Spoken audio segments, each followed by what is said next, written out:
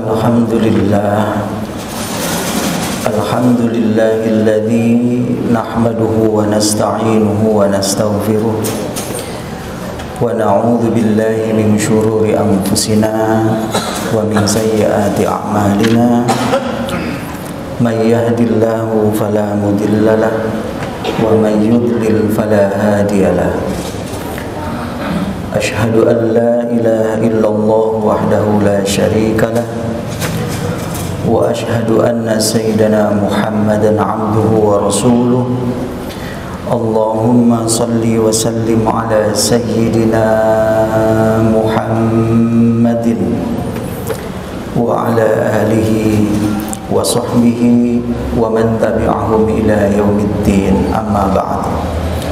Fa ya ibadallah, ittaqullaha haqqa tuqatih wa la tamutunna illa wa antum muslimun. A'udzu billahi minasy syaithanir rajim. Bismillahirrahmanirrahim. Inna awwala baitin wudi'a lin-nasi lalladzi bi Bakkah mubarakan wa hudan lil alamin. Surah Al-Imran ayat 96. Sesungguhnya rumah ibadah pertama yang dibangun untuk manusia ialah Baitullah, atau kita mengenal Ka'bah, yang di Bakkah, sekarang diberi nama Mekkatul Mukarramah atau Mekah, yang diberkahi dan menjadi petunjuk bagi seluruh alam. Hadirin, Ka'bah adalah satu bangunan persegi yang terbuat dari batu-batu hitam dan tersusun dengan sangat sederhana. Setiap muslim mengenalnya sebagai arah yang dituju ketika sholat. Sekali lagi, setiap muslim mengenalnya sebagai arah yang dituju ketika sholat dan tempat yang dikelilingi saat tawaf. InsyaAllah di tahun ini umat Islam mulai kembali bisa menjalankan ibadah haji setelah pandemi. Dimungkinkan kurang lebih 1 juta umat muslim di dunia akan mengunjungi Mekah. Itu berdasarkan data, bisa lebih. Apalagi berbahagia sekali yang menjadi tamu Allah pada tahun ini. Bisa dibilang itu adalah haji istimewa, haji akbar bila jadi, karena jatuh wukufnya di hari Jumat, itu tanggal 8 Juli, sesuai dengan haji wada'nya Rasulullah SAW, jatuh pada hari Jumat waktu itu hajinya Rasulullah SAW. Selamat tamu-tamu Allah yang mendapatkan keistimewaan ini. Ada salah satu guru khatib pernah mendapat kehormatan melaksanakan sholat di dalam Ka'bah. Bukan sholat di luar, sholat di dalam Ka'bah. Mohon maaf tidak menyebutkan gurunya siapa. Ketika itu beliau bercerita, seingat beliau, di dalam Ka'bah hanya ada satu peti terletak di salah satu sudut dan memang tidak dibuka, jadi guru saya tidak tahu isinya apa. Diskusi kecil di kalangan para pakar, para ulama, para kiai pernah terjadi menyangkut sholat di dalam Ka'bah. Kata mereka hanya sholat sunnah yang boleh dilakukan di dalam Ka'bah. Ketika ditanyakan alasannya kenapa cuma sholat sunnah yang hanya boleh dilaksanakan dalam obrolan di dalam Ka'bah itu, cerita guru saya semua terdiam, tidak bisa menjawab. Hanya ada satu syekh menjawab seperti ini. Sholat sunnah adalah sholat pilihan. Boleh dikerjakan, boleh juga tidak. Seandainya setiap orang diberi kebebasan untuk melaksanakan sholat wajib di dalam Ka'bah, niscaya setiap orang pun bebas memilih arah yang ditujunya, ke utara, selatan, timur, dan barat, karena titiknya di situ. Padahal tujuan dari sholat itu adalah mengarah kemana. Sifat sholat sunnah itu boleh memilih kemana saja. Dan ketika itu mata mereka tidak akan tertuju kepada satu arah, atau bahasa Arabnya kiblat. Kiblat itu arah. Hati mereka pun dapat mengarah ke beberapa tujuan. Dalam sholat sunnah, khususnya dalam Ka'bah, menurut pendapat sebagian besar ulama boleh itu tadi, hal ini dibenarkan menurut guru saya, karena sifat sholat sunnah adalah seperti yang dikemukakan di atas, pilihan. Ia berkenaan dengan hak pilih muslim. Ia melambangkan kebebasan mengarah kemanapun yang dikehendaki selama masih berada di dalam Ka'bah. Demikian diskusi itu. Hadirin sidang Jumat yang mulia, apa yang dimaksud dalam wasiat khutbah kali ini untuk konteksnya kiblat ini dalam kehidupan kita sekarang, bukan hanya mengarah ke arah wujud kotak tadi atau Ka'bah tadi. Setiap orang berhak membentuk kepribadian. Misalnya, ini logika kecil. Hanya saja jangan diduga bahwa kepribadian walaupun ia utuh pemiliknya lantas tidak menghadapi banyak hal yang mungkin awalnya bertentangan satu dengan yang lain. Kita sama-sama sholat di sini. Taruhlah jumlahnya ini ada 200-300 orang. Arahnya sama. Tapi kita dibatasi juga. Meskipun kepribadian kita beda-beda. Suatu ketika misalnya seorang mungkin menginginkan makanan yang lezat. Ini contoh sederhana dulu. Ini makanan enak, tetapi keinginan terhalang oleh keyakinan agamanya. Karena agama mengharamkan, misalnya babi. Meskipun katanya babi mungkin enak, tapi kata agama haram, itu dibatasi. Atau mungkin bisa jadi karena kepentingan kesehatan. Halal itu makanan, tapi mengandung kolesterol, akhirnya kita jaga. Atau mengandung gula, akhirnya kita membatasi. Nah, apa yang harus dilakukan ketika itu? Membiarkan dirinya kita ini bimbang. Kalau demikian bukan kelezatan makanan yang dicapai, dan bukan pula ketenangan batin yang diperoleh.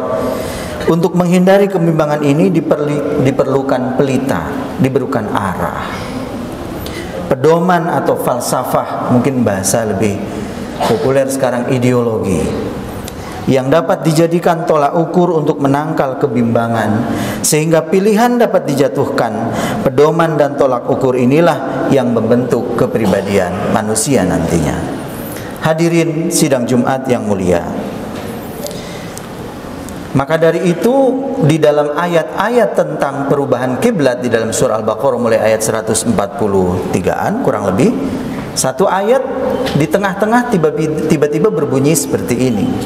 Walikulli wijhatun huwa mulalliha fastabiqul khairat aynama takunu ya'ti bikumullahu jami'a innallaha ala kulli syai'in qadir. Dan setiap umat mempunyai kiblat yang dia menghadap kepadanya. Walikulli wijhatun huwa muwalliha. Setiap umat punya arah, punya kiblat yang dia menghadap kepadanya. Karena sababun nuzulnya ayat-ayat ini mengenai al-qiblah, waktu itu kurang lebih belasan tahun Rasulullah kiblatnya itu ke arah Baitul Maqdis. Padahal beliau menginginkan selama itu arah kiblatnya adalah ke Ka'bah, menginginkan. Tapi saat itu belum ada petunjuk ke arah situ. Tetapi pada waktu Allah memutuskan dalam surat Baqarah bahwa kiblat itu adalah ke arah Ka'bah, di situ terjadi riak. Terutama agama lain selain Muslim yang waktu itu arah kiblatnya ke Baitul Maqdis merasa bahwa Rasulullah tidak konsisten. Dulu ke Baitul Maqdis, kenapa tiba-tiba pindah? Jadi terjadi diskusi, debat, bahkan hampir mencibir sikap Nabi yang tidak konsisten untuk arah kiblat. Ini ayat-ayatnya. Makanya ayat ini bilang, dan setiap umat mempunyai kiblat yang dia menghadap kepadanya. Maka berlomba-lombalah kamu dalam kebaikan. Ini substansinya. Justru substansinya adalah berlomba. Fastabiqul khairat. Di mana saja kamu berada, pasti Allah akan mengumpulkan kamu semuanya. Sungguh Allah Maha Kuasa atas segala sesuatu. Hadirin yang mulia, ya, gambaran yang terjadi pada diri seseorang seperti yang dikemukakan dalam penjelasan di atas dan ayat tadi, ini terjadi pula dalam sekumpulan manusia yang membentuk masyarakat atau bangsa. Tadi urusannya makan. Bagaimana kalau urusannya adalah nation, bangsa, membentuk arah sebuah bangsa, sedangkan terdiri dari suku, bahasa, agama? Bagaimana arah itu yang harus ditentukan? Itulah kiblat namanya, yang harus dirawat dan dijaga. Jadi kita taat sekarang, sholat sujud ke arah kiblat, betul. Tapi itu simbolik untuk menanamkan bahwa setiap manusia harus punya arah dalam hidup. Harus ada pijakan dalam hidup. Sebagai contoh, misalnya Rasulullah pada waktu hijrah tahun ke-13 ke Madinah, Rasulullah sadar bahwa Madinah itu bukan hanya satu suku.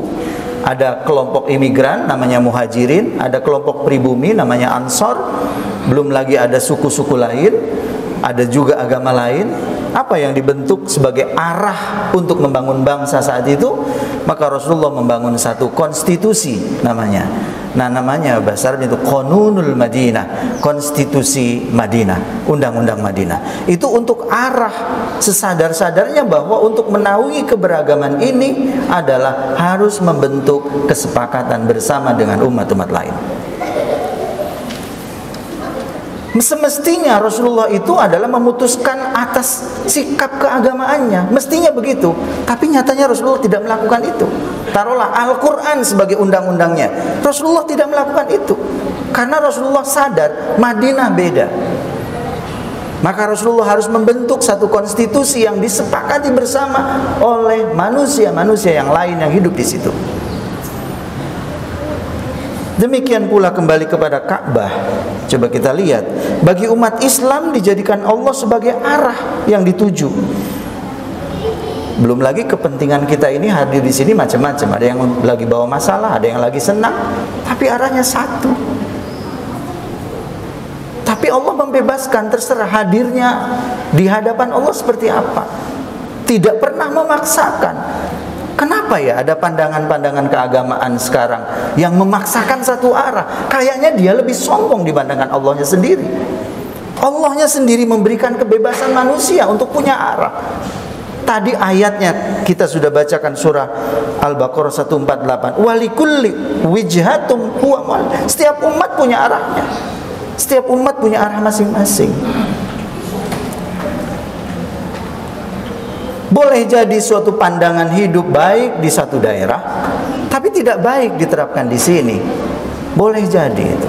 Kita punya kesepakatan untuk membentuk ideologi yang harus kita pegang bersama. Tidak bisa ideologi lain yang berkembang lalu belum tentu cocok di tempat itu pun tiba-tiba ditransfer di tempat kita ini untuk dipaksa hidup dan merubah ideologi yang sudah disepakati oleh para founding father negara ini dan para yai. Nah inilah, sehingga pada saat menghadapi berbagai alternatif arah, makanya nanti kalau yang haji pada saat di dekat Ka'bah, ya tergantung mau menghadap Ka'bahnya di sebelah mana. Kalau orang yang sebelah utara pasti akan menghadap selatan, yang penting mengarah kepada Ka'bah. Seperti itu sholatnya berputar. Beda pada saat nanti ke Madinah, semua satu arah. Nah, ini tidak berarti bahwa segala perbedaan harus dihapus, nggak boleh. Dan semua kepentingan maupun kecenderungan harus dilebur dalam satu wadah. Sekali lagi tidak. Tidakkah kita melihat dalam sholat wajib di Ka'bah sana ada yang berdiri di utara, selatan, timur atau barat. Masing-masing bebas memilih tempat berpijaknya selama masing-masing mereka mengarah ke Ka'bah. Kelirulah mereka yang memaksakan pendapatnya agar dianut. Keliru pula yang memaksakan persatuan dengan melebur perbedaan. Kita harus beragam tetapi arahnya tepat, tetapi juga harus satu tujuan, yaitu kepada Allah sebagai tujuan kita, baik sebagai bangsa maupun sebagai umat. Karena itulah yang dilambangkan oleh Ka'bah adalah arah yang kita tuju. Semoga saja wasiat khutbah pada siang ini mengenai latar belakang kenapa Ka'bah dijadikan arah, semoga memberikan suatu hati yang lapang dalam cara pandang hidup, tapi masing-masing di antara kita juga punya arah yang jelas dalam hidup. Barakallahu li wa lakum fil Qur'anil azim wa nafa'ani wa iyyakum bima fihi minal ayati wat dzikril hakim. Taqabbala minni wa minkum tilawatahu innahu huwal ghafurur rahim.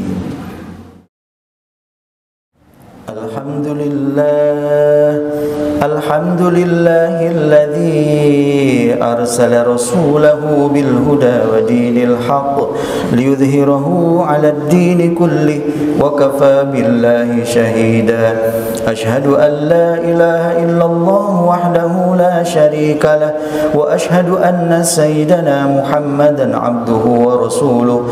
Allahumma salli wa sallim ala sayyidina Muhammad wa ala alihi wa sahbihi wa man tabi'ahum ila yaumiddin.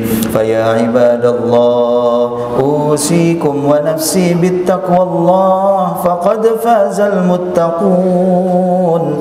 A'udzu billahi minasy syaithanir rajim. Innallaha wa malaikatahu yusalluna 'alan nabi ya ayyuhalladzina amanu sallu 'alaihi wa sallimu taslima. Allahumma salli wa sallim ala sayyidina Muhammad wa ala ali sayyidina Muhammad. Amin ya Allah ya mujibas sa'ilin. Allahumma ighfir lil muslimina wal muslimat wal mu'minina wal mu'minat al ahya'i minhum wal amwat innaka sami'un qaribun mujibud da'awat wa ya qadiyal hajat. Rabbana ighfir lana wa li ikhwanina alladhina sabaquna bil iman wa la taj'al fi qulubina ghillan lil ladzina amanu rabbana innaka ra'ufur rahim. Allahumma rabban nas adhibil ba'sha ishfi wa anta syafi la shifaa illa shifauka shifaan la yughadiru saqama. Rabbana atina fid dunya hasanah wa fil akhirati hasanah wa qina adzaban nar. Ibadallah, innallaha ya'murukum bil adli wal ihsan wa ita'i dzil qurba wa yanha 'anil fahsya'i wal munkari wal baghi ya'idukum la'allakum tadhakkarun wa la dzikrullahi akbar. Aqimis shalah.